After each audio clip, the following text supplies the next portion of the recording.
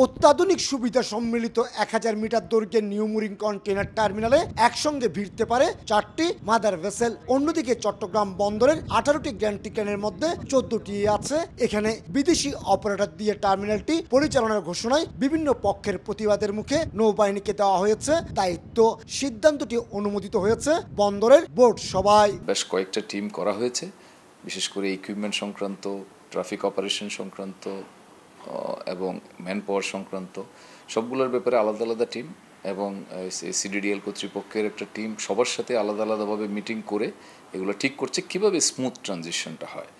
তো আমরা এ ব্যাপারে নিশ্চিত যে 6 তারিখে একটা স্মুথ ট্রানজিশন হবে এবং 7 তারিখ থেকেই সিডিডিএল এর আন্ডারে নতুনভাবে অপারেশন চালু হবে। চট্টগ্রাম বন্দরের জেনারেল কার্গোবাদ জিসিবি চট্টগ্রাম কন্টেইনার টার্মিনাল সিসিটিকে ডিঙ্গিয়ে 44% কন্টেইনার উঠানামা হয় নিউ মুরিং টার্মিনালে। এটি পরিচালনার জন্য তাৎক্ষণিকভাবে অন্তত 157 জন বিভিন্ন অপারেটর ছাড়াও 14টি গ্যান্ট্রি ক্রেন চালানোর দক্ষ অপারেটর প্রয়োজন রয়েছে।